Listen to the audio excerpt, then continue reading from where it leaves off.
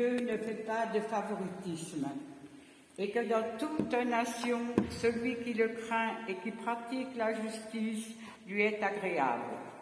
Il a envoyé sa parole aux Israélites en leur annonçant la paix par Jésus-Christ qui est le Seigneur de tous.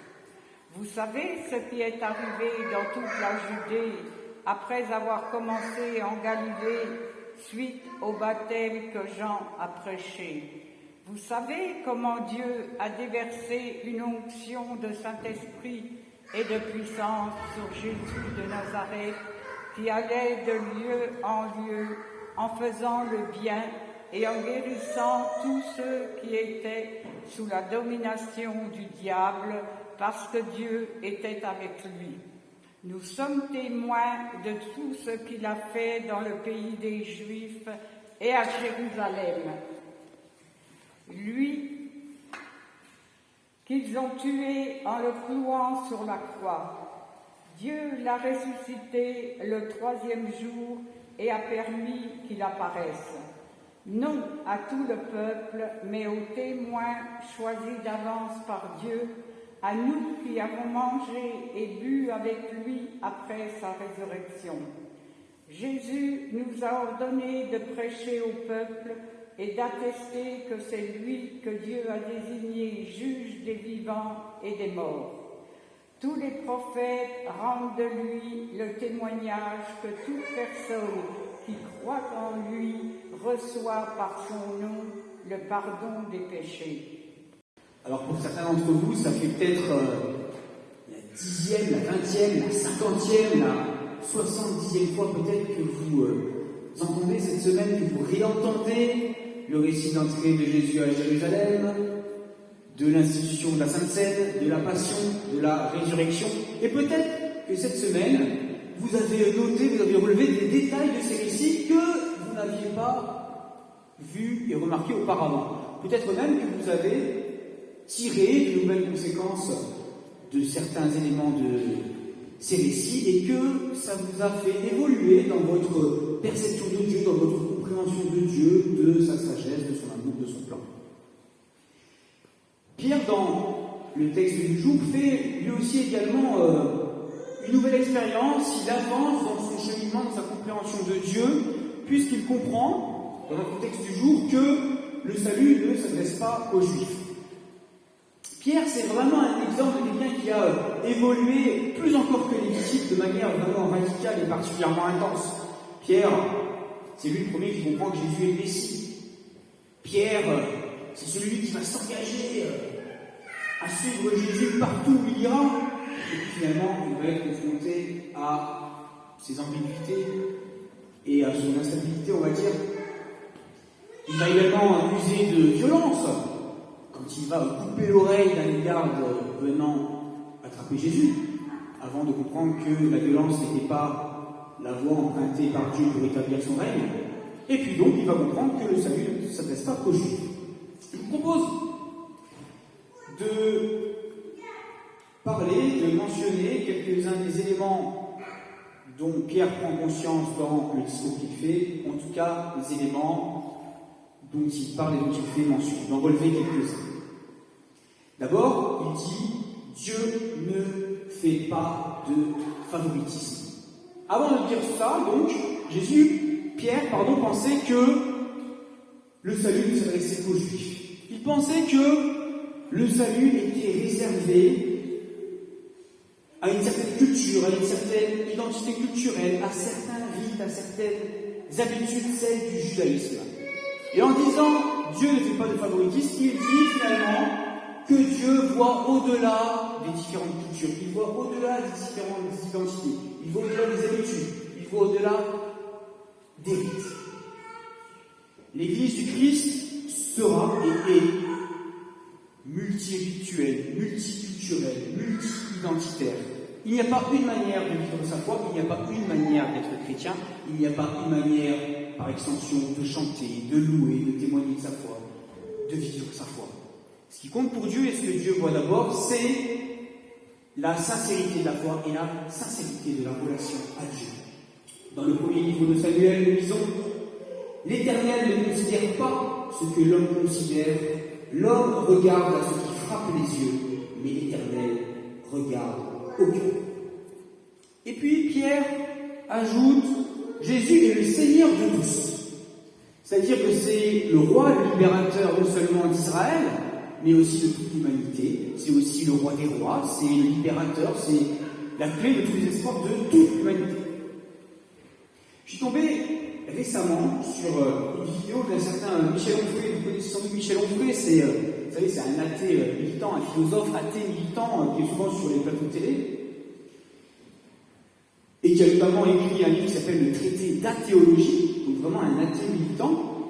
Et dans cette vidéo, il explique que le christianisme est une invention et que les grands éléments de la vie de Jésus, de la personne de Jésus et tous les éléments de la foi chrétienne sont en fait des reprises, des inventions et des reprises de traditions populaires, de récits divers et variés, et notamment de mythes païens.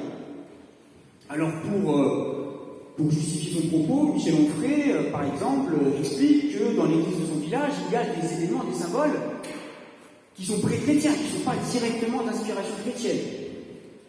Alors bien sûr, on peut concéder à Michel Onfray que le christianisme, dans son histoire, a récupéré, a repris à sa sauce un certain nombre de traditions populaires, un certain nombre même de mythes qui précédaient le christianisme. Mais Michel Onfray va beaucoup plus loin. Il va beaucoup plus loin quand il dit que Jésus lui-même est une invention, que Jésus n'a même pas existé et que tout ce qu'on raconte sur Jésus dans les évangiles sont en fait des reprises de traditions diverses et variées, de mythes, d'histoires diverses et variées.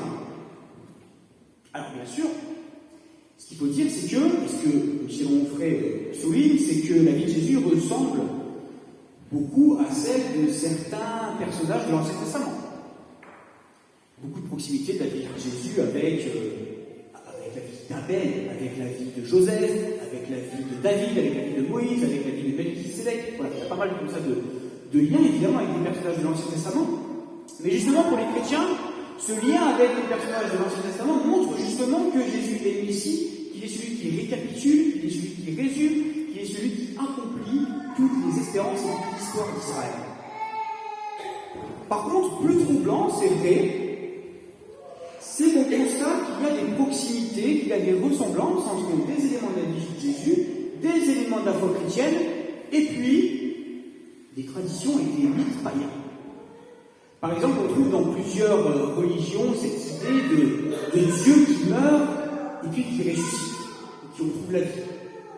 On trouve dans plusieurs spiritualités des rituels un peu comme le baptême, de mort symbolique et puis de régénération par l'Esprit d'un Dieu.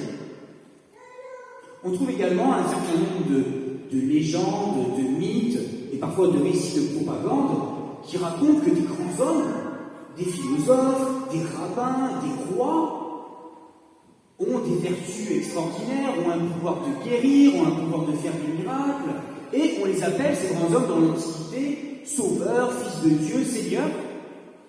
Donc de ce point de vue-là, on voit une proximité de Jésus, de l'histoire qu'on raconte autour de Jésus. Il y a même des personnages où on dit qu'ils sont nés de vierges. Donc on trouve cette proximité. Pourtant, ce que racontent les évangiles, c'est que, d'une part, Jésus surpasse tous les accomplissements de tous ces grands hommes et de tous ces prétendus dieux. Surtout, ce qui fait l'originalité et ce qui frappe dans la foi chrétienne, dans le christianisme, c'est à qui on attribue la divinité, à qui on attribue comme ça le fait d'être au sommet de la perfection humaine, à qui on attribue le fait d'être l'espoir de l'humanité. On attribue ça à Jésus de Nazareth, qui a été méprisé, qui a été mis plus bas que terre, qui a été humilié, qui a été traité comme un brigand, comme un bandit, comme un criminel. Et ça, c'est quand même particulièrement original. Je ne sais pas ce que vous en pensez, mais moi, je vous dis, c'est difficile, enfin, c'est carrément fou d'inventer un truc pareil. Toujours est-il que ce destin de Jésus nous dit le fossé qui sépare Dieu de l'être humain de Dieu.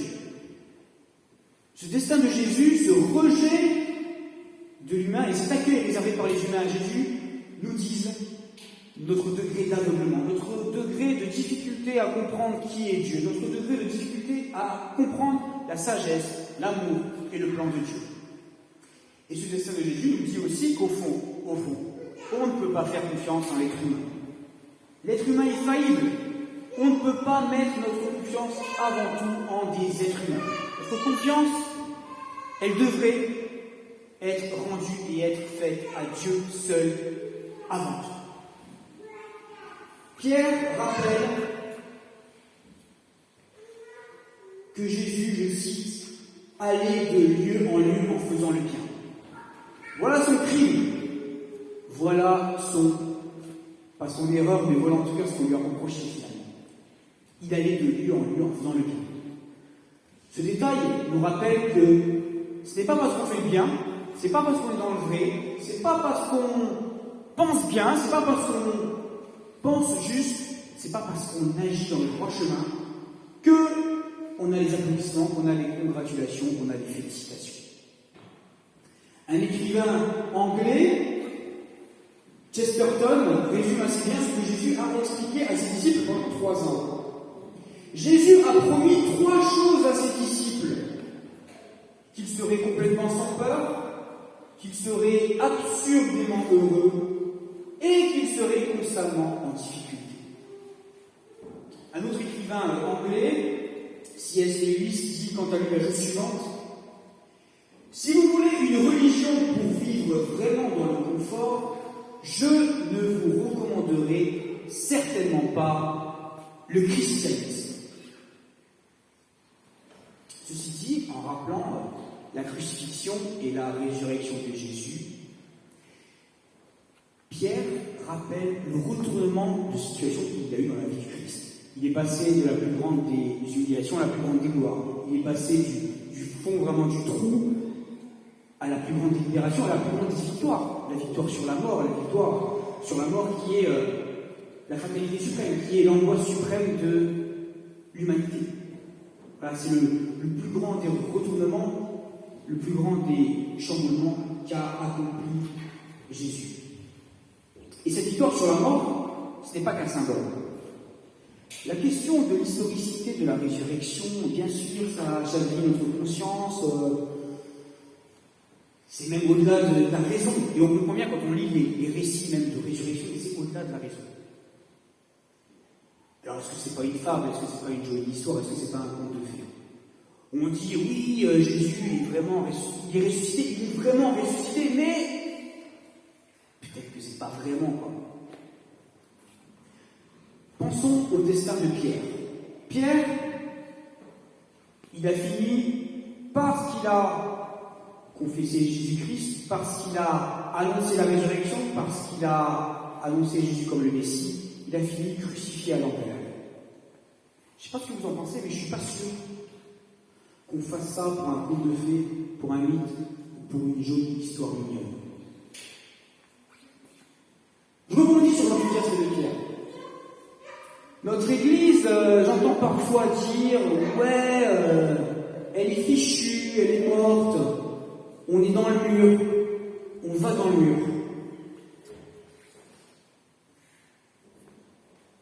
Jésus, quand il a envoyé ses disciples à la conquête spirituelle du monde, les disciples, ils étaient 12. Ils étaient 12. Ils n'avaient pas de pouvoir, ils n'avaient pas de moyens, ils n'avaient pas d'argent. Ils n'avaient rien, si ce n'est leur détermination, si ce n'est leur enthousiasme. Enthousiasme, littéralement, ça veut dire avoir Dieu en soi. Ça veut dire être inspiré par Dieu. Voilà ce que ça veut dire enthousiasme. Et quand les disciples étaient revêtus de cet enthousiasme, ils n'étaient pas fascinés, ils n'étaient plus fascinés par la grandeur de l'institution du temple de Jérusalem. Ils n'étaient plus nostalgiques de ces grandes fêtes, de ces grands rassemblements à Pâques à Jérusalem autour de toutes ces rites et de toute cette religiosité. Quand les disciples ont été revêtus de cet enthousiasme, ils ont juste eu leur détermination, ils ont juste eu leur conviction, ils ont juste eu leur courage, et c'est ainsi qu'ils ont mis le monde sans dessus dessous.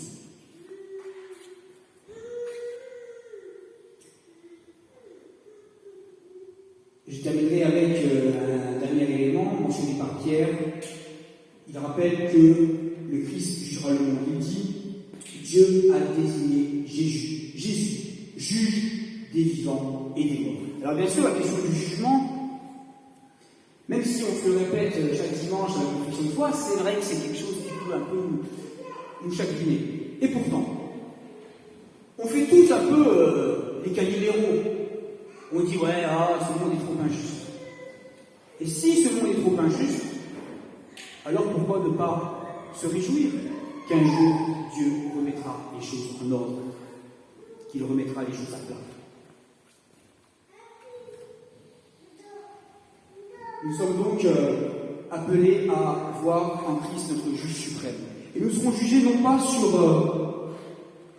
d'abord sur ce sur quoi nous serons d'abord jugés, et le critère principal du jugement, ce sera notre humilité, ce sera notre capacité à reconnaître nos erreurs, nos imperfections et nos limites.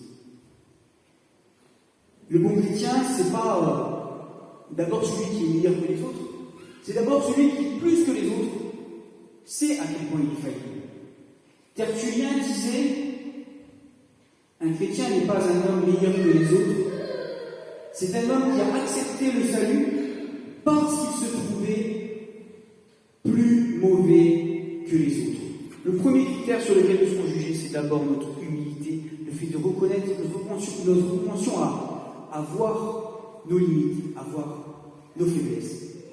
Avoir nos limites et voir nos faiblesses, c'est aussi à accepter que malgré tout, Dieu continue avec nous, que malgré tout, Dieu ne nous laisse pas tomber, que malgré tout, Dieu continue à nous faire confiance.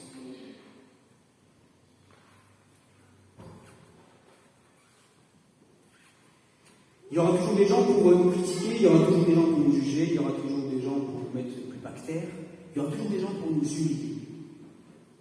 Mais quel est le regard qui compte vraiment pour nous? Qui est vraiment celui qui a le regard décisif sur notre vie? Qui est celui qui a le regard ultime sur notre vie? Si nous croyons que Jésus est Seigneur, si nous croyons que c'est lui le juge, alors c'est son regard qui doit d'abord nous juger. Le regard d'un Dieu qui a accepté de sacrifier son Fils pour nous réconcilier avec lui et pour continuer avec lui. Cette grâce, cet amour de Dieu, cette confiance que Dieu nous fait malgré tout, qu'il nous renouvelle sans cesse, c'est avant tout la mission de l'Église que de la proclamer, que d'en témoigner. Le Christ n'en a pas fini avec nous, Dieu n'en a pas fini avec son Église, à nous simplement d'abandonner ce qui est mortifère, ce qui est passé, ce qui est mort, pour continuer à avancer. Amen.